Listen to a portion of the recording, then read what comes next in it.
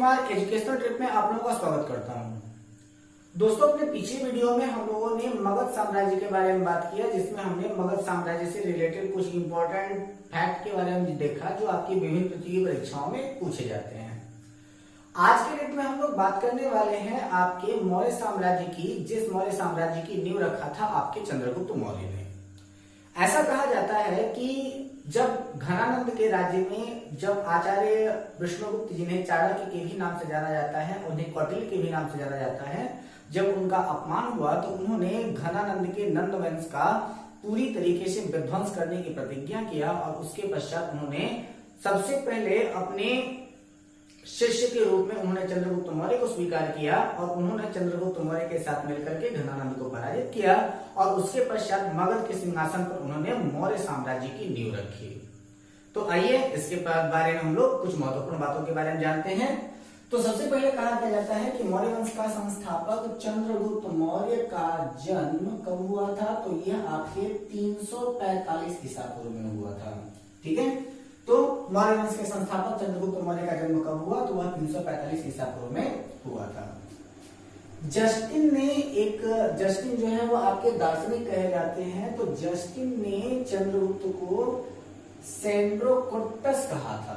ये इंपॉर्टेंट है आपके पीसीएस की परीक्षा के लिए कि जस्टिन ने इनको क्या कहा था। तो जस्टिन ने चंद्रगुप्त मौर्य को सेंड्रोकोट्टस कहा था, जिसकी पहचान विलियम जोन्स ने किया चंद्रगुप्त मौर्य के रूप में। ठीक है, चलिए, तो ये आपके जस्टिन जो है वो आपके चंद्रगुप्त मौर्य को सेंड्रोकोट्टस कहा था, जिसकी पहचान विलियम जोन्स ने चंद्रगुप्त मौर्य से किया। तो जस्टिन एक दार्शनिक थे जिन्होंने अपनी पुस्तक में चंद्रगुप्त मौर्य को सेंड्रोकोट्टस कहा, जिसकी पहचान विलियम जोन्स ने चंद्रगुप्त मौर्य से किया था। विशाख दत्त ने एक किताब लिखी है जिसका नाम है मुद्रा राक्षस। इस किताब का भी नाम कई बार एग्जामिनेशन में पूछा भी गया है। तो विशाख दत्त के द्वारा लिखी गई किताब, जिसको मुद्रा राक्षस के भी नाम से कहा जाता है, इसमें चंद्रगुप्त के लिए एक वर्ड यूज किया गया है जिसको कहा जाता है वृषल। और यह जो आपका वृषल शब्द है, उस वृषल शब्द का मतलब होता है निम्न कुल में जन्म लेने वाला। ठीक है, तो वृषल का मतलब क्या होता है कि निम्न कुल में या फिर नीच कुल में जन्म लेने वाले को क्या कहा जाता था? तो वृषल कहा जाता था। विशाख दत्त ने अपनी पुस्तक मुद्रा राक्षस में चंद्रगुप्त मौर्य के लिए किस शब्द का प्रयोग किया है? तो वृषल शब्द का उपयोग किया है, जिसका मतलब होता है निम्न कुल में जन्म लेने वाला। घनानंद को हराने में चाणक्य, जिनको विष्णुगुप्त के भी नाम से जाना जाता है, इन्होंने या फिर इनको कौटिल्य के भी नाम से जाना जाता है चाणक्य को। तो घनानंद को हराने में चाणक्य ने चंद्रगुप्त मौर्य की मदद की थी और ये जो है वो आपके चंद्रगुप्त मौर्य के बाद में प्रधानमंत्री भी बने। और कई जगहों पर ऐसा भी प्रमाण मिलता है कि जो आपके आचार्य चाणक्य हैं वह आपके चंद्रगुप्त मौर्य के गुरु भी रहे हैं। इनके द्वारा जो लिखी गई पुस्तक है, यानी चाणक्य हैं, इनके द्वारा लिखी गई पुस्तक का नाम क्या है? अर्थशास्त्र। और यह किसके ऊपर डिपेंडेंट है? यह प्रश्न पूछा भी गया था। तो लोगों को लगता है कि जो आपका अर्थशास्त्र है वो इकोनॉमिक्स से रिलेटेड होगा, तो नहीं। इन्होंने जो पुस्तक अर्थशास्त्र लिखी है वह राजनीति से संबंधित है। इंपॉर्टेंट है ये। ठीक है, कि इनके द्वारा लिखी पुस्तक अर्थशास्त्र किससे संबंधित है? तो चाणक्य के द्वारा लिखी गई पुस्तक अर्थशास्त्र जो है वो किससे संबंधित है? आपके राजनीति से संबंधित है। चंद्रगुप्त जो है वो मगध की गद्दी पर 322 ईसा पूर्व में बैठा। यह भी प्रश्न इंपॉर्टेंट है कि जो आपका चंद्रगुप्त मौर्य है वो मगध की गद्दी पर कब बैठा? तो चंद्रगुप्त मौर्य जो है वो मगध की गद्दी पर 322 ईसा पूर्व में बैठा। चंद्रगुप्त जो था वो जैन धर्म का अनुयायी था। तो एक्चुअली आपको ये बता दिया जाए कि जो आपके चंद्रगुप्त है वो जैन धर्म के अनुयायी नहीं थे। ठीक है, यह किसके अनुयायी थे? तो उस समय में यह ऐसा माना जाता है कि वो कई प्रकार के जो आपके हिंदू धर्म है उन हिंदू धर्म के इनको अनुयायी कहा जाता है। लेकिन वास्तविकता यह है कि जिस समय में चंद्रगुप्त मौर्य की मृत्यु का समय था, यानी कि जब ये बूढ़े हो गए थे, तो चंद्रगुप्त ने अपने जीवन के अंतिम समय में इन्होंने जैन धर्म को स्वीकार किया था। ठीक है, चंद्रगुप्त ने अपना अंतिम समय कर्नाटक के श्रवणबेलगोला नामक स्थान पर बिताया। तो चंद्रगुप्त मौर्य जिसको जब अंतिम समय आया तो वह कर्नाटक चले गए और वहां पर चंद्रगुप्त मौर्य ने जैन धर्म की विधि, जिसे महासंलेखना विधि के भी नाम से जाना जाता है, उसके द्वारा उपवास करके इन्होंने अपने प्राण को त्याग दिया था। चंद्रगुप्त ने 305 ईसा पूर्व में सेल्यूकस निकेटर को पराजित किया। सेल्यूकस निकेटर का नाम आपने सुना होगा जब आपको मैं सिकंदर के बारे में पढ़ा रहा था ना। तो चंद्रगुप्त ने 305 ईसा पूर्व में सेल्यूकस निकेटर को पराजित किया। सेल्यूकस निकेटर जो है वो आपके सिकंदर का सेनापति था, जिसने अपनी पुत्री कार्नेलिया की शादी जो है वो आपके चंद्रगुप्त मौर्य के साथ कराई। और उस समय इनके बीच में जो युद्ध की संधि हुई थी, उस युद्ध की संधि के अनुसार 4 प्रांत जिसको कहा जाता है काबुल, कांधार, कंधार का मतलब अब जो है वो आपके गंधार के रूप में परिवर्तित हुआ, हेरात और मकरान, ये 4 प्रांत जो थे उसने चंद्रगुप्त मौर्य को दिया था। किसने? सेल्यूकस निकेटर ने चंद्रगुप्त मौर्य को यह 4 प्रांत दिया। कौन कौन सा? काबुल, कांधार, हेरात और मकरान। ठीक है, तो 305 ईसा पूर्व में सेल्यूकस निकेटर को चंद्रगुप्त मौर्य ने पराजित किया तथा सेल्यूकस निकेटर की पुत्री कार्नेलिया के साथ शादी किया और युद्ध की संधि के अनुसार 4 प्रांत जिसको काबुल, कांधार, हेरात और मकरान के नाम से जाना जाता है, सेल्यूकस निकेटर ने चंद्रगुप्त को दिया। चंद्रगुप्त मौर्य ने जैनी गुरु किससे? भद्रबाहु से जैन धर्म की दीक्षा ली थी। तो यह भी प्रश्न पूछा जाता है, इंपॉर्टेंट है कि जैन धर्म की दीक्षा चंद्रगुप्त मौर्य को किसने दिया? तो भद्रबाहु ने जो है वह चंद्रगुप्त मौर्य को जैन धर्म की दीक्षा दी थी। मेगास्थनीज सेल्यूकस निकेटर का राजदूत था। यह भी प्रश्न इंपॉर्टेंट है कि मेगास्थनीज किसका राजदूत था? तो वह आपके सिकंदर के सेनापति सेल्यूकस निकेटर का राजदूत था। कौन? मेगास्थनीज। और यह जो उसने है कि उसने चंद्रगुप्त मौर्य के दरबार में वह रहता था और उसी ने मेगास्थनीज ने ही यानी कि मेगास्थनीज ने अपनी एक पुस्तक लिखी जिसका नाम था इंडिका और उसने इंडिका में चंद्रगुप्त मौर्य के बारे में कई बहुत ही ज्यादा महत्वपूर्ण चीजों को बताया। जैसे उसने बताया कि जब कभी भी चंद्रगुप्त मौर्य को अपने जनता के सामने जाना होता था तो उनकी शोभा यात्रा निकाली जाती थी और उनकी शोभा यात्रा निकाले जाने के पश्चात उसमें होता क्या था कि चंद्रगुप्त मौर्य को सोने के पालकी में ले जाया जाता था, जिनके पीछे कई सारे हाथियों का समूह हुआ करता था, जिनके हाथियों का श्रृंगार जो है वो सोने और चांदी के साथ किया जाता था, यानी कि सोने या चांदी से किया जाता था। इसके साथ ही साथ जो आपके चंद्रगुप्त मौर्य थे उनके सर के चारों तरफ प्रशिक्षित तोतों का झुंड जो था वो घूमता रहता था। तो इस प्रकार से इनकी शोभा यात्रा निकाली जाती थी। मेगास्थनीज ने अपनी पुस्तक इंडिका में एक और बात बताई जो कि पाटलिपुत्र के बारे में बताई गई, क्योंकि उस समय में जो आपके मौर्य वंश की राजधानी थी वह आपकी पाटलिपुत्र थी। तो पाटलिपुत्र में जहां आपके चंद्रगुप्त मौर्य रहते थे उसके बारे में कहा जाता है कि चंद्रगुप्त मौर्य कभी भी किसी भी एक कमरे में 2 रात नहीं बिताते थे। वह किसी भी एक कमरे में सिर्फ एक ही रात बिताते थे और ऐसा कहा जाता है कि जिस राजमहल में वो रहते थे उसमें 570 भुज थे और 64 द्वार थे जिसमें चंद्रगुप्त मौर्य रहा करते थे, यानी कि वह किसी भी एक कमरे में 2 रात नहीं बिताते थे और जहां पर वो रहते थे उसमें 570 भुज और 64 द्वार हुआ करते थे। इसके बाद हम आगे चलते हैं। चंद्रगुप्त मौर्य और सेल्यूकस निकेटर के बीच के युद्ध का वर्णन किया है किसने? एम्पियानन ने।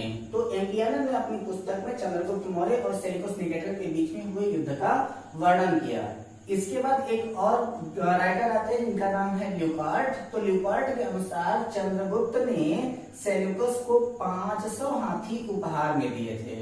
तो ल्यूकार्ट ने अपनी पुस्तक में यह बात लिखी कि चंद्रगुप्त ने सेल्यूकस निकेटर को 500 हाथी जो है वो उपहार स्वरूप उन्होंने दिया था। चंद्रगुप्त मौर्य ने सौराष्ट्र में सुदर्शन झील का निर्माण कराने का आदेश दिया था। तो यह भी क्वेश्चन बहुत ज्यादा इंपॉर्टेंट हो जाता है कि सौराष्ट्र जो प्रेजेंट टाइम में महाराष्ट्र के नाम से जाना जाता है, तो सौराष्ट्र यानी कि महाराष्ट्र में सुदर्शन झील के निर्माण का आदेश किसने दिया? तो सौराष्ट्र में सुदर्शन झील के निर्माण का आदेश किसने दिया था? तो आपके चंद्रगुप्त मौर्य ने दिया था। ठीक है, जो आपके उस समय आपके मौर्य साम्राज्य के शासक हुए करते थे, तो उन मौर्य साम्राज्य के शासकों के पास में ये कहा जाता था कि उनके कई सारे पद के अधीनस्थ मंत्री हुआ करते थे, जिनमें एक पद आता था राज्यपाल। तो उस समय सौराष्ट्र के राज्यपाल थे पुष्यगुप्त वैश्य, जिन्होंने सुदर्शन झील का निर्माण कराया था। ये दोनों क्वेश्चन इंपॉर्टेंट है कि सुदर्शन झील के निर्माण का आदेश किसने दिया, तो चंद्रगुप्त मौर्य ने सुदर्शन झील के निर्माण का आदेश दिया था। और उस समय में सौराष्ट्र के राज्यपाल पुष्यगुप्त वैश्य थे, जिन्होंने सुदर्शन झील का निर्माण कराया था। चंद्रगुप्त की मृत्यु जो है वो 298 ईसा पूर्व में श्रवणबेलगोला में उपवास के द्वारा हुई, जिसे जैन धर्म में महासंलेखना विधि के भी नाम से जाना जाता है। चंद्रगुप्त मौर्य की मृत्यु जो है वो आपके 298 ईसा पूर्व में श्रवणबेलगोला में उपवास के द्वारा हुई थी। तो ये भी प्रश्न जो है वो आपके लिए इंपॉर्टेंट हो जाता है। और इसके बारे में मैंने भी आपको बताया भी कि जैन धर्म में उपवास के द्वारा अपना प्राण त्यागने की जो प्रक्रिया होती है उसको वो क्या कहते हैं, महासंलेखना विधि के भी नाम से जानते हैं। तो चंद्रगुप्त मौर्य की मृत्यु जो है वो आपके 298 ईसा पूर्व में श्रवणबेलगोला में हुई और उन्होंने उपवास के द्वारा यानी कि महासंलेखना के विधि के द्वारा उन्होंने अपना प्राण त्यागा था। ऐसा माना जाता है कि जो आपके चंद्रगुप्त मौर्य हैं उनके जो उत्तराधिकारी हुए उनका नाम है बिंदुसार।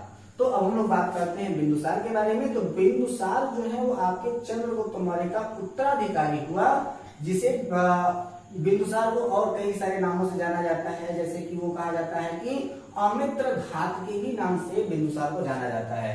तो ऐसा कहा जाता है कि चंद्रगुप्त मौर्य का उत्तराधिकारी बिंदुसार हुआ, जो कि 298 ईसा पूर्व में मगध की राजगद्दी पर बैठा। यानी कि जब चंद्रगुप्त की मृत्यु हुई तो उसके पश्चात जो बिंदुसार है वह क्या था कि मगध की राजगद्दी पर वह बैठा।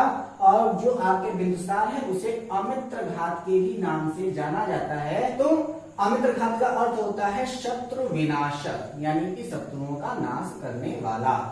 जो बिंदुसार है वह आजीवक संप्रदाय का अनुयायी था।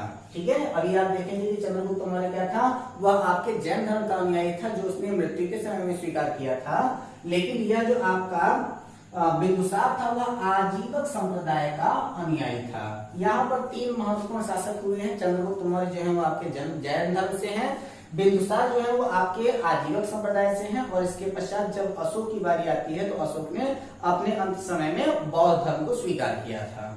ठीक है, तो यह 3 अलग अलग शासक हुए आपके मौर्य साम्राज्य में, जिन्होंने अपने अलग अलग धर्म का पालन किया था। ठीक है, तो अमित्र घात का अर्थ होता है शत्रु विनाशक। बिंदुसार जो है वो आजीवक संप्रदाय का अनुयायी था।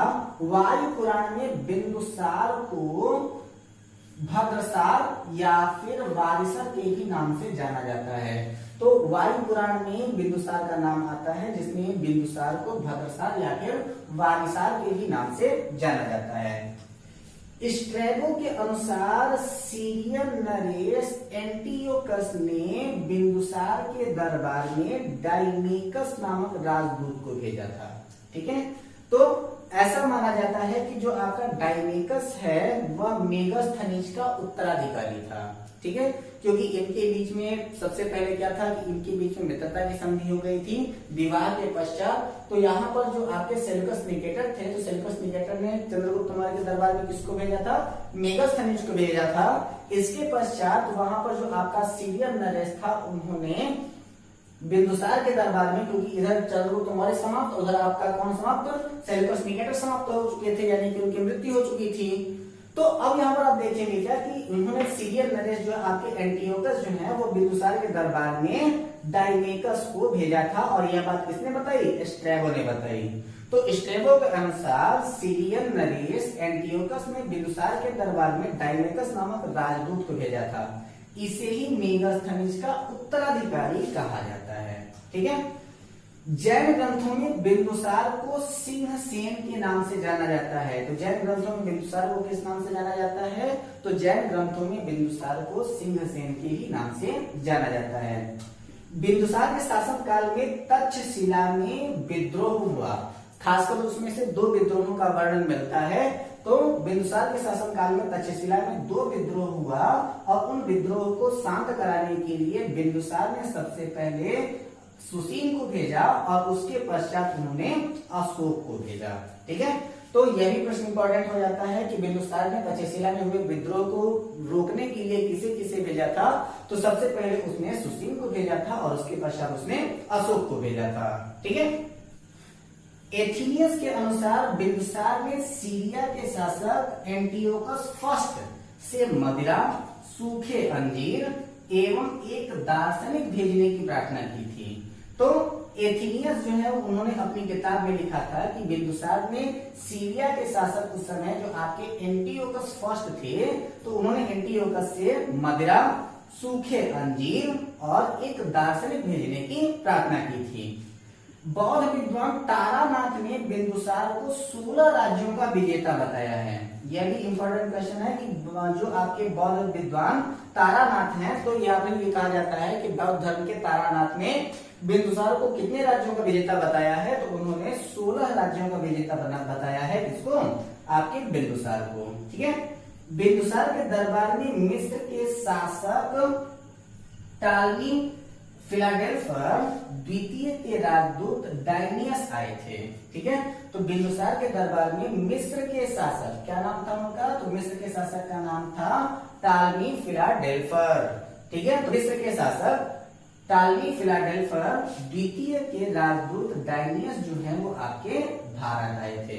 इसके पश्चात जो है वो आपके बिंदुसार का शासनकाल समाप्त होता है और इसके पश्चात आपके मौर्य वंश के सबसे ज्यादा प्रतापी शासक अशोक के बारे में बातें शुरू होती हैं। तो हम लोग अपने अगले वीडियो में बात करेंगे अशोक महान के बारे में, उनके शिलालेखों के बारे में कि वह आखिर हमारे भारत के लिए इतने ज्यादा महत्वपूर्ण क्यों हो जाते हैं।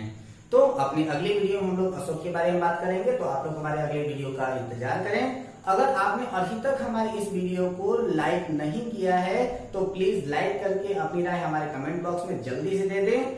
अब तक भी अगर आपने हमारे चैनल को सब्सक्राइब नहीं किया है तो प्लीज हमारे इस चैनल को सब्सक्राइब करके बेल आइकन जरूर दबा दें, ताकि हमारे हर एक वीडियो की नोटिफिकेशन आपको सबसे पहले मिलती रहे। तथा आप तो एजुकेटेड हो ही रहे हैं, साथ ही साथ अपने साथियों को भी एजुकेटेड करें, यानी कि हमारे इस वीडियो के लिंक को बाकी अपने दोस्तों को भी आप फॉरवर्ड करते रहें और उनको भी बोले कि वह इस लिंक को सब्सक्राइब करें और घर पे बैठ कर के लॉकडाउन में पढ़ने का मजा उठाएं। अपना और अपनों का ख्याल रखें, हंसते रहें, मुस्कुराते रहें। मिलते हैं अपने अगले वीडियो में अशोक महान के साथ। तब तक के लिए नमस्कार।